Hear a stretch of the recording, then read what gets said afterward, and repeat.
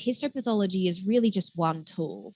You're looking at an isolated, sometimes completely tiny piece of tissue, and maybe I don't see anything in them, but that doesn't necessarily mean that there's not something there.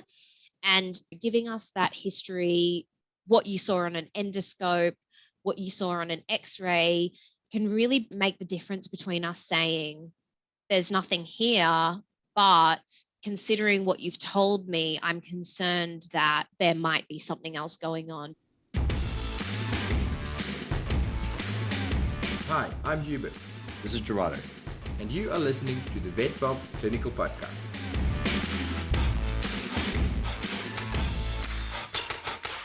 Have you ever sent a histo sample off to the lab, and then when your results come in, they're inconclusive or not what you expected? Or maybe you're unsure what the best way is to submit your pathology samples. Well, from spleens in buckets and traumatized and unpreserved cells, from margin checking, tissue handling to special stains and fancy new techniques, anatomical pathologist Dr Flaminia Coiacetto takes us on a deep dive into the pathology world to ensure that you get the best results from your path lab by giving them the best possible samples. Minia is one of the team of pathologists of the SVS Pathology Group. So if you ever phone them with a tricky case, there's a good chance that you'll be lucky enough to get her friendly voice at the end of the phone. Once you've listened to this episode, you'll know what I mean. We'd like to thank SVS Pathology Network for supporting our pathology series of podcasts. Now, if you're thinking, I've never even heard of them before, well, if you've ever sent a lab sample away in Australia, then chances are that you do know the SVS network. You'll just know them as Vetpath in Western Australia and the NT, QML over here in Queensland, Vetnostics in New South Wales and the ACT, ASAP Laboratory in Victoria and South Australia, and TML in Tasmania. What you might not have known is that all these labs fall under the umbrella of the SVS group, or Specialist Veterinary Services. And we'll tell you why that matters a little bit later. Now, back to our episode. And let's start talking about masses, lumps and tumors and things. From the GP practitioner's perspective, all the hard work is in cutting it out. You cut it till you get margins, and then I chuck it in a bottle of formalin and send it off, and the magic happens. And you've got to tell me, what is it, and did I get margins? I've got no idea what happens on your end, actually. What does it look like? What happens to that sample once it gets there? How does it get prepared? Let's start with that for a beginning. Yeah, absolutely. So our process starts really obviously with receiving the sample that you've sent us. So checking that, we've got the right sample, checking that we've got the right patient and that it actually matches with what you have written on the submission form. Mm-hmm. So the sample comes to us through our specimen reception. Obviously, hopefully the vet's filled out the submission form, given us a bit of history, hopefully the patient name and a bit of information on the patient.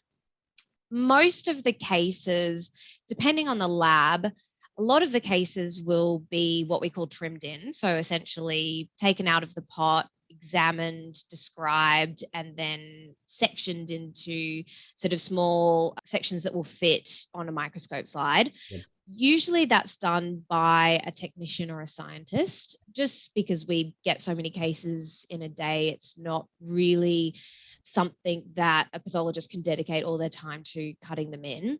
Mm-hmm. But for any cases that are a little bit more complex, that a scientist maybe doesn't quite understand what the tissue is or how it should be oriented or how it should be cut in, those are then left over for a pathologist. So basically we sit down, examine the tissue, make sure that it fits with what you've said that you've sent us. So for example, if you've sent us what you say is a skin mass, we're not looking at a piece of liver or a piece of spleen, kind of fits with the rough size, that kind of thing. We then take some sections from it. And the sections that we take will depend on the tissue type, how much necrosis there is, how big it is, how specific you've been in terms of the margins, those kinds of things. So we're trying to get, the best possible outcome in terms of actually getting you a diagnosis. And unfortunately, when we look at some masses, if they do have a lot of necrosis in them, you've got to take a lot more sections. So we cut them in, we put them in a little cassette, which is just like a little plastic cage. Hang on, I'm going to stop you for a second. I've always Sure. wondered, how do you cut it? Is it like the thing that they do the salami at the deli? So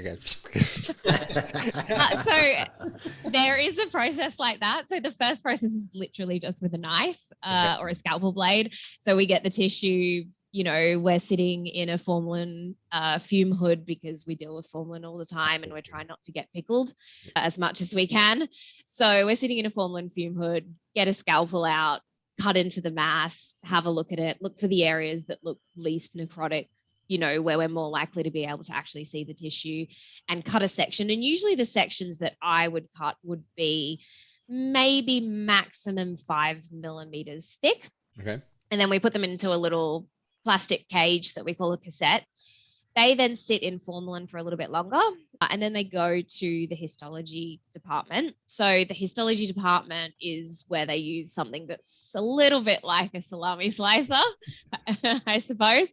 So the first thing that happens is that the samples get put into a processing machine. So the processing machine basically goes through multiple phases of pumping the sample full of alcohol to get rid of any fatty tissues, because the fatty tissues or the lipid makes the tissue very wobbly and not rigid enough to cut. Okay. So it pumps it full of alcohol to get rid of the fat, and then once it's gotten rid of any lipids, it then pumps it full of paraffin wax to make it really quite rigid. It takes usually between 6 to 12 hours for that process to happen. So it's kind of sequentially adding higher and higher concentrations of ethanol and then higher and higher amounts of paraffin. And what you get out in the end is basically a really, really hard, rigid tissue that is then placed in basically like a pool of wax in kind of a square shape. That then goes to another person on the histology team who sits at a microtome, is our salami cutter equivalent, who then basically sits it on the microtome and cuts, depending on the requirement, micrometer thick sections. Yeah, gotcha. So 5 to 10 micrometer thick sections. Essentially what they're trying to get is a single cell layer so that you can shine light through it and look at it under the microscope. So those come out of the microtome. They're these tiny, very, very thin, they look like scrolls because they end up kind of winding up. Yeah. That they then put in a hot or a warm water bath that lays them out flat, and then they scoop them up with a microscope slide, glass microscope slide, dry them, stain them, and then put a cover slip on them. It's quite a process. It's an incredibly manual process. So the actual cutting, the processor itself that sort of pumps it full of ethanol and paraffin is a mechanical, it's a machine process. Yep. The cutting is all manual. My understanding is that they haven't automated that yet. We do have automated slide stainers and automated cover slip machines, but a large amount of it is actually quite manual. Okay, cool. And then basically so that's kind of while I'm sitting in my office, that's happening in the lab with all of our technicians while I'm sitting in my office looking at other cases. And then once that case is ready, they'll bring it to me with the submission form and just the slide. So I've got a slide here, for example. Yeah. And then from that point, I basically, get the case, read through the history, have a look at the description of the mass. So usually the person cutting in the mass gives a bit of a description of what it looked like, gives a bit of a description of where the margins were they, indicated by anything? Did they have any sutures in them or any ink? And then I examine the biopsy and write a report and send it out. So when I send samples away to histo, like I must admit, I get a bit lazy and I just go, this is a whole spleen in a bucket. and it came out of a 7-year-old German Shepherd. That's your history. Yep. They came in for the heme abdomen. Like, yep. I don't know. So I'm like, you guys should be smart enough to figure out what to do with it now. I don't know, but like, how much does patient history and signalment really matter? Like, and do you like having buckets of just organs? So that's a really great question. I guess there's two kind of issues there. One is the patient signalment and history, and then the other one is the sample submission. So I'll start with the patient history and signalment. The example that you gave me is actually quite a decent history and signalment. So look, I've had cases where there hasn't even been species, there hasn't been age, there hasn't been breed, there's just nothing written, just literally nothing written. And look, I preface this by saying that we understand that you guys are incredibly busy. And so, for me, it doesn't necessarily bother me if you don't write anything on it, but it does make it a lot harder for me to give you a diagnosis. So I'm quite pragmatic about this in that, if you don't give me any information, I'm not going to be upset about it. That's completely fine. But it does limit me in the way that I can give you a diagnosis. And some, I guess an example that I like to give people is that you would probably never or very rarely examine an animal without having talked to the owner. As a GP or working in any other veterinary field, it would be very rare that you would examine an animal not knowing the species, not knowing some kind of history from the owner, and not knowing, I guess, or not having a look at it. And your history signalment, all that information and the history is really just giving us that basic information that helps us to differentiate between things that are more likely or less likely. So it does matter in that, there are processes on histopathology that can look very similar to each other. And that require more information in terms of history, in terms of location, in terms of species, to help us differentiate between those things. An example of this, and this is a very extreme example to not even get a species, but some examples of this are that plasma cell tumors are less common in cats, or malignant melanomas are less common in cats. And so if I start to see something like that in a cat, it makes me kind of question whether or not I've got the right diagnosis. Just that kind of background information helps me to give you as a vet a more reasonable diagnosis. And the same goes then for the actual sample that we send in. How do we make it, I'll ask it two ways. How do we make it easier for you to give us a decent diagnosis? Or the flip side is, what do GP vets do with our samples that makes you go, oh, come on. Yeah. Stick with us for a minute while we tell you a bit more about our sponsor for this episode. Now, you might notice that when it comes to looking for supporters here at the Vet Vault, we like to go for the low-hanging fruit. What I mean by that is that we like supporters who it's really easy to say good things about. And that's exactly what it's like with the labs who form part of the SVS Pathology Network. We don't even need to tell you that you'll get unequaled support, reliable results, fast pickups, and quick turnaround times. You know that, and I know that. What I've always loved about Vetpath, and now I'm finding the same here with QML, is that they have all this great technology and high-level knowledge, but that it's very much human beings sitting behind it all. And that if I ever had a tricky case, or if I didn't understand some result, that I could just jump on the phone and within seconds I'll have somebody way smarter than me at the end of the phone. I've lost count of the number of times that I would have bothered them to explain my serology titer results. I still don't get it. So let's tell you something about your favorite lab that you didn't know. Like how Vetnostics or QML or Vetpath or TML or ASAP Laboratory all work together under the umbrella of SVS. But why does that matter? Well, for a start, that explains why they're so good at ensuring fast sample collection and turnaround times, no matter where in Australia you are. That's because the size of their group allows them to have their own courier fleet, which is the largest private courier fleet in Australia. So they never have to rely on third-party couriers. It's like I try to teach my kids, pick up your own shit. It also means that if you ever have a tricky case or something that needs some weird or wonderful test that you've never even heard of, that it's very likely that somewhere in the SVS group, there will be the technology and somebody with the brains and the expertise to solve your problem. You'll hear Minia talking about fancy stuff like immunohistochemistry staining for unusual cancer cases. But I'll tell you something cool that I didn't know about a test that we all do all the time. Did you know that every single CBC that you ask your SVS lab to do gets a blood smear made, which is reviewed by a hematology scientist?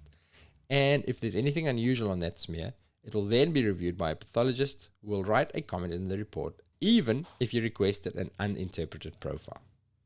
If you're enjoying Flaminia, then we've got a link for a video that she made on everything that you need to know about necropsies in the show description as well as in the show notes.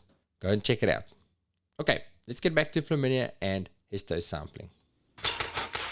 So the key to submitting a sample is formalin and really the percentage of formalin. So do you guys know what why we put tissues in formalin? Like what's the whole point of that?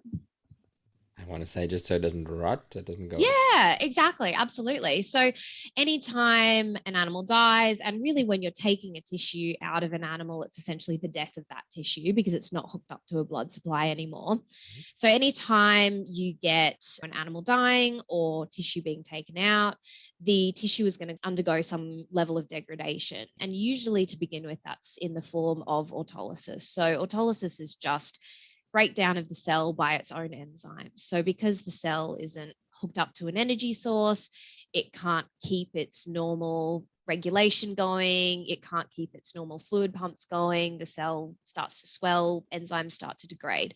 And essentially the tissue starts to be eaten up by its own enzymes that would normally be kept away from the cells because it's got enough energy to do so. So when you take a tissue out of an animal, and you don't put it in formalin, it starts to degrade. And what that looks like under the microscope is basically just no cellular detail. So what we're looking at under the microscope is cells, acellular material. We're looking at the structure and the shape of the cells. We're looking at their nuclei. We're looking at the contents in the cells. And when you get autolysis, it just looks like pink mush and you just can't see anything. So the formalin really stops that process, and it almost, I mean, it obviously doesn't keep the tissues alive. If I were to inject my tissue with formalin right now, it wouldn't be the best thing to do, but it just preserves them enough so that I can still see what's going on. So the ideal thing that you would do, and I really emphasize ideal, is that you would have a tissue and it would be no thicker than 1 centimeter thick, and it would be placed 1 parts tissue to 10 parts formalin in a jar. Now, the reason for the 1 centimeter thick rule is that the formalin takes a certain amount of time to penetrate each millimeter of tissue. And so if it's any thicker than 1 centimeter thick, the autolysis at the center of the tissue is going to happen faster than the formalin can penetrate, essentially. Mm-hmm. Now, the issue with that is that, you know, it's helpful to incise masses. Most tissues that you submit aren't going to be smaller than 1 centimeter thick. So you get, let's say you get this big spleen, definitely not going to be a smaller, than 1 centimeter thick. One of the best things that you can do is to make some incisions to let the formalin in. Mm-hmm. The issue is, though, that sometimes you can go a little bit too far and end up chopping the mass up to the point that we can no longer recognize the tissue. So it's a bit of a balance, really. Okay. And we recognize that it's, getting centimeter thick tissues is just not going to happen in some cases. So usually what we'll do is we will often get the tissue, if we can get it quite quickly from the lab, we will then go through and actually incise the tissue and make sure that it fixes properly. And we've also been able to see the tissue itself so that we know what it looked like, because I'm not sure, have you probably haven't, I mean, I really hadn't spent any time in a pathology lab before I started doing a residency. You'd be surprised how much things distort when they've been in formalin, to the point that it can make tissues completely unrecognizable. Do you mean on a microscopic level or the actual? No, just the gross specimen. So it can be quite difficult if you go too far and completely, make sushi out of the mass or whatever you're sending, and then we can't tell what it is. So really, that, you know, it really is a balance. The worst thing that you can do is, we've had a few cases where really huge specimens have been submitted in really tiny jars with, you know, maybe a 1 millimeter thick coating, like a dusting or a glaze of formalin. I feel like as if I'm going to put my hand up and go, yeah, this was the biggest bucket it I could find. happens. Yeah, And exactly. only just squeezed it in. Yeah, yeah. Look, and that's the thing, is that we recognize that it happens, and you guys don't always necessarily have everything that you need at your disposal right there and then, and you are busy. So this is all, you know, these are all ideal situations to get the most out of the biopsy. If you had a big mass, would you chop it into quarters or something? Yeah, I was going to ask you.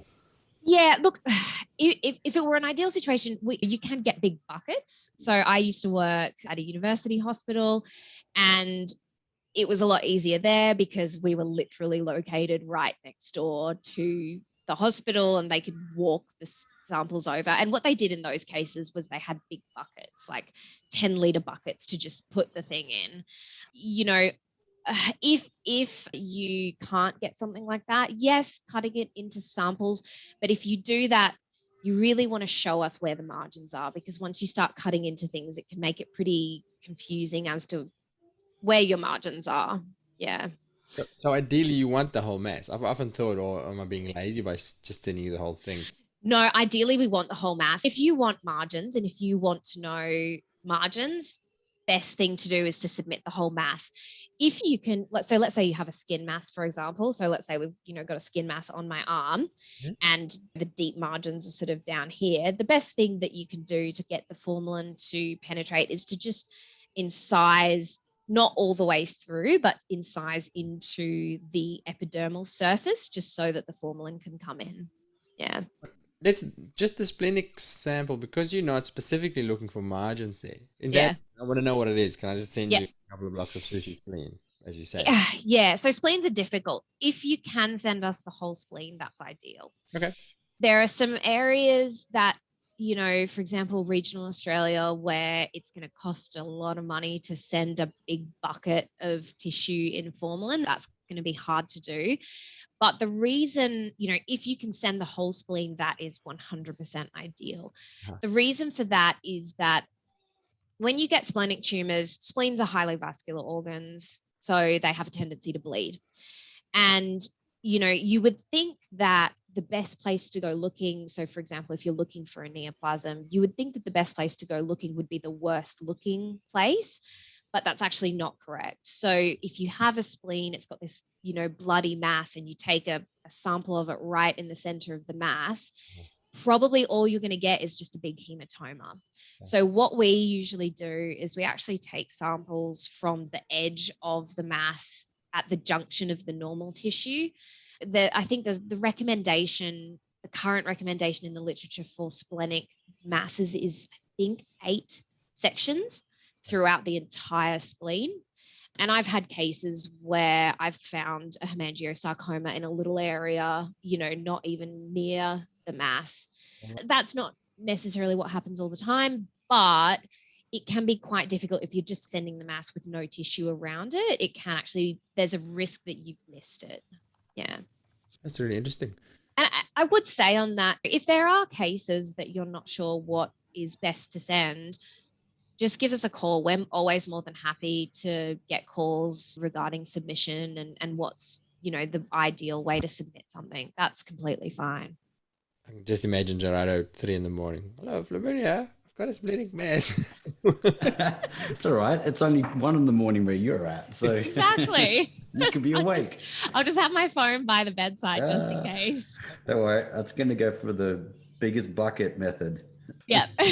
Well, I have had to smash jars to get samples out before, because what happens, they swell. So they swell from the formalin, and then if you put them in something that's too small and it's glass, I've had to smash a few sample jars before to get something out. Wow. So you said earlier that the samples deform Which I imagine makes it harder for you to interpret and to figure out, well, which is the margin and what. Yeah. Are there things that we can do to make that an easier process for you? Absolutely, yeah. So you can mark margins, particularly margins that you might be concerned about. The ideal way to mark a margin is with ink. So there are biopsy marking inks that you can just, paint with numbers, kind of go to town on it. And, the lateral margin is green, the caudal margin is red. The issue with using those is that there can be a bit of a trick to making sure that when you put the sample in the pot, the ink doesn't just go everywhere and color everything. Yeah. So you do have to be careful with making sure that you put the ink on it and then dry it so that there isn't ink everywhere that makes everything green and everything look like a margin. Okay. You can also use sutures. So there was a surgeon that I used to work with who would do 1 suture in the caudal margin, 2 sutures in the cranial margin, 4 sutures in the deep margin. That's really if there's a margin that you're particularly concerned about. If you don't have a margin that you're super concerned about, you don't need to orient it. It is enough to just send it to us and we will examine the mass ourselves and look for what is the closest margin. That's absolutely fine. It's just that we won't be able to tell you specifically which margin it was. I've often wondered about that. How do you decide what to cut? Because I could have a nice fat margin on one side of the mass, but then there's another area where I've stuffed it up. And how do you know? Yeah, so we rely on if the clinician is particularly concerned. We get samples quite regularly where the clinician will have made a comment, I'm concerned about this margin, I've marked it this way, with a suture. Could you please specifically examine that margin? If there's nothing written on the submission form, what we will do is we will take usually at least 2 sections from when we actually cut the sample in and examine it grossly. Mm-hmm. We'll usually take at least 2 sections from what grossly looks like the closest margin. Okay, cool. And what does a clear margin mean? Like, is there a minimum distance or something? Is there like 10 centimeters, 10 millimeters, or? It's very dependent on the tumor. So, for example, something that is just a benign follicular neoplasm, like a trichoblastoma, which is just a basal cell follicular, completely benign neoplasm, even if you've only got 0.5 millimeters of tissue around it, it's very unlikely that it's going to recur. Mm-hmm. Something like an invasive squamous cell carcinoma, you're going to need a lot more significant margins. It's very contingent on the neoplasm that you're looking at. Yeah. So and the reason I ask this is we did an episode with an oncologist, and she said I think we were talking mast cells in particular. Yeah. And she said, be sure to ask, how big is my margin? So we don't. Yes, absolutely. Yeah, is it worth it to ask it? Like, is this absolutely, yeah. So as a rule, I always give, particularly for mast cell tumors, I will always give a measurement of 2 circumferential. So basically, when I say circumferential, I'm meaning lateral caudal, medial, cranial. It's just that if it hasn't been oriented, I'm just going to call it a circle. Yep. And the deep margin. So we'll always measure that in certain tumor types. So mast cell tumors will always give you a millimeter measurement. If we haven't done that, you're more than welcome to call up and ask for it. There are other things that we don't do it with that you can still call up and ask for, but things that are more sort of benign neoplasms, it's completely excised, it's not coming back, and the millimeters or the measurement's not really going to make much of a difference. Okay, cool. Yeah. Is there anything else with regards to like histopath and organ submission, tissue submission that you think is important that people do, or tips or strategies around that? Yeah, I think really the best thing that you can do is give us as much information that's pertinent to the diagnosis that you can. So, for example, if you have a case that has a suspected hepatopathy, give us the data that you have on the liver enzymes or data that you have on bile acids, anything, ultrasonography information. If you have an oral mass that you've done radiographs on, give us the information on, is there any involvement of the underlying bony structures? We work very closely with clinical pathologists. So myself as an anatomic pathologist, I just look at biopsies and necropsy samples, but we work very closely with clinical pathologists. So if I have a case that has kind of unusual changes in terms of the biochemistry, I'll go and chat to them about it. The more information you can give us, the better. Obviously, we don't want, every now and again, we'll get someone just print out the entire patient history, and that's not helpful because reading through, trying to figure out why did you send me what you sent me. But the more information you can give us, the better. There's a bit of a rhetoric that you don't want to give the pathologist too much information because it'll bias them. But we're clinicians just like you. I don't have any vested interest in what the diagnosis is. It's not more fun for you to try and No, it's not. I mean, sometimes it is. Sometimes you get a case and you go, wow, I wasn't expecting that. And getting information like, is there any underlying bony changes in an oral mass could make the difference between me saying you've got just, benign fibrogingival hyperplasia and I don't see anything in this, but because you have underlying bony changes, I think that maybe you don't have the lesion represented in this tissue. I think you need to go back and look for more. Okay. Because that can make a huge difference. If I just write, it's got fibrogingival hyperplasia, and then the clinician goes, okay, cool, I'm not going to do anything else, versus if you tell me it's got quite significant underlying bony lysis, then I'm going to say to you, it's got evidence of fibrogingival hyperplasia, but I don't think that's your problem. I think there might be something else going on. That's interesting. Yeah. I never really thought. I'd just be like, put the sample in a pot, away it goes. You work your magic, and there it goes. Not necessarily that you need more than just signalement. You need also like a summary of somewhat. I mean, a summary is perfect. A summary is absolutely perfect. And I think it just allows us, because if you think about it, histopathology is really just one tool. You're looking at an isolated, sometimes completely tiny piece of tissue. Sometimes we get pieces of tissue that are no more than 2 or 3 millimeters thick. And maybe I don't see anything in them, but that doesn't necessarily mean that there's not something there. And giving us that history, what you saw on an endoscope, what you saw on an X-ray, can really make the difference between us saying there's nothing here, but considering what you've told me, I'm concerned that there might be something else going on, because biopsy isn't the be all and end all of diagnostics. There are definitely things that can't be diagnosed on a biopsy. That's news to me. I always thought I will be the first person to admit that.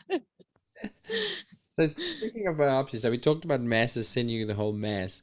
Do we generally do that pretty well in terms of tissue handling and that, or do you get times where you go, oh, well, they've stuffed up that one? I know specifically when I was taught how to do skin biopsies, the rheumatologist talked about be very delicate how you handle them. Are there tips for, again, and then whether it is specifically skin or any other organ that can help us? Yeah, so probably the place that's most important, I would say, is probably GI biopsies, particularly endoscopic biopsies, although we do get some issues, anything where you're dealing with a really tiny tissue. So let's say you have a mass and you're doing an incisional biopsy rather than an excisional biopsy, and you've taken out a really small amount of tissue. Anything that's that small any tissue is very prone to crush artifact, but when you're getting tissues that are that small, you don't have a buffer of tissue around it to, if you crush a tiny little bit, it's fine because I can look at the rest of the tissue. If you're giving me something that's really, really small that's been crushed, I can't see anything. So GI biopsies are the biggest one because you're taking sort of punt or pinch biopsies using an endoscopic method. Really, those samples you only ever want to use, I mean, if you can just take them and put them straight into a cassette and don't touch them with your fingers, don't touch them with forceps, just put them in the cassette and put them in the formalin, that is ideal. With other things that you can't really do that with, that you need to touch them with forceps, always use rat's tooth forceps. The rat's tooth forceps will induce more of a cutting of the tissue rather than crushing. Okay. If you're just using any other kind of forceps, it's going to crush the tissue, as opposed to, it's a similar principle to surgery. You're doing less damage to the tissue so that we can see more.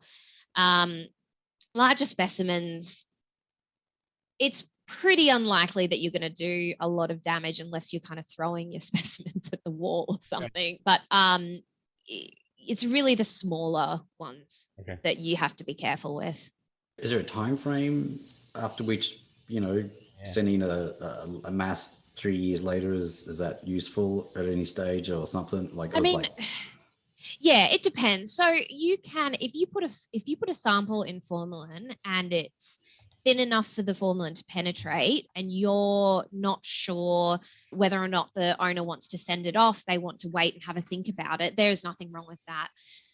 Samples, they can't sit in formalin indefinitely, but they can sit in formalin for quite a significant amount of time if they are appropriately fixed in formalin. So they can actually sit in the tissue for some time before you send them in if you want to wait. I guess the other thing that would probably be worth talking about is special stains and IHC. Yeah. So I'll start with IHC. Usually the reason that we would use IHC or immunohistochemistry is in the diagnosis of neoplasms. So unfortunately, not all neoplasms are able to be completely diagnosed just using H&E alone. So the hematoxylin stain is just H&E, sort of our normal blue and pink stain. A lot of cases can be diagnosed just using standard histopathology. You look at the tissue, it's very obviously mast cells, or very obviously a histiocytoma, or very obviously a sarcoma. So those are for the really well differentiated neoplasms. Then we get into a category of neoplasms that become more and more poorly differentiated. And I think that's something that we often kind of fail to teach at vet schools, is that you can't always find a diagnosis for everything. And there are some cases where neoplasms have become so poorly differentiated that I can look at them and say, this could be a sarcoma, this could be a round cell tumor, or it could be a carcinoma, and I can't tell just by looking at this. So in that case, the next step for diagnosis would be looking at IHC. So basically applying the antibodies that could give us some kind of idea of the cell of origin, whether it be a round cell tumor, mesenchymal tumor, or an epithelial tumor. In most of those cases, you will get a diagnosis based on the IHC, but then there are some cases that just become so poorly differentiated that they start to express round cells expressing epithelial markers, epithelial tumors expressing mesenchymal markers. And there does come a point where things become so poorly differentiated that you just can't tell what they are. Yeah. So that's something that your pathologist can guide you through. Then, as we sort of get more and more research coming out around different neoplasms and their prognosis, we can also use IHC and other histochemical stains for giving clinicians a bit more of an idea around prognostication of certain neoplasms. So examples of that are Ki-67, IHC in melanomas, and, a suite of different IHC markers in mast cell tumors. But we don't have to do anything different for that from our end. No. You look at it and then you'll message us and say. Exactly. So usually what will come back is, in the case of a neoplasm that I can't tell what it is, it'll come back as, different pathologists would use different terminology, but poorly differentiated neoplasm, and then a comment around the basis of, we can't tell what this is. Here are some differentials. Would you like to go ahead with IHC? I think that's just something that's important to remember, because we do sometimes get people calling up and saying, but I told the owner that I would be able to give them a diagnosis. Most of the time we can, but it's, sometimes things just become so poorly differentiated that you can't get a diagnosis. That's really useful. You mentioned special stains. Have we covered that? Yeah. So special stains are basically any non-IHC, so any non-antibody based stain, and they're used for a number of different reasons. So the most common special stains that I would do would be stains looking for fungal organisms or bacterial organisms in skin biopsies, for example. So let's say I have a case that has a folliculitis and a furunculosis. Maybe there's fungal organisms in there. I can't see any. So I do a special stain that sort of highlights fungal organisms or bacterial organisms to help us look for those. The caveat with that is that histopathology is one of the worst ways that you can look for organisms in tissue. So sometimes we see them, but if we don't, it doesn't mean that they're not there. So it doesn't rule it out. And then some other examples for special stains that we might use in and around things like liver biopsies, if we're looking for evidence of fibrosis or the extent of fibrosis, if we're looking for evidence of loss of hepatocytes or accumulation of different things like copper in the cells. They can really help to kind of get a better idea of the pathogenesis and what's causing the lesion, but also the extent and severity of lesions. Great. Quick practical question. And Sure. then if there's anything else we've missed out on. The ink that we can use to stain stuff with, is that just, you get it from the lab or from your drug supplier? Or That should be something that you can get from a drug supplier, but I can look into it. I'm sure that if you contacted drug suppliers, you could give them a call and say, hey, I'm looking for biopsy ink. Biopsy ink's cool, okay. What do you have? Yeah. I think it's usually surgical, tissue marking ink, biopsy ink. They should understand what you're talking about. And then the other thing was the little thing, what's the word you use? Cassette? Cassettes, thank you. Yes. Yeah. From my fingers going like that. Yeah. So those you should be able to get either through the lab. You can talk to your lab about getting them, or you could, usually I'm sure you could get them through a drug supplier as well. They're really good if you're taking endoscopic biopsies, because they basically mean that when we open the sample, we even don't touch it. We just leave the sample in the cassette that it's in and then put it in the processor.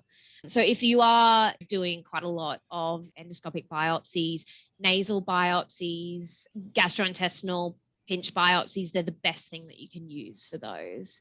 Okay, and you just ask for a histopath cassette. Yeah, histopathology cassette, tissue cassette. Yeah. Great. We missed out on anything, or are we done? Are we wrapped up? I think we're fairly well done. Thank you so much for your time. That was really cool, and hopefully that makes your job a little bit easier in future as well. Great, thank you.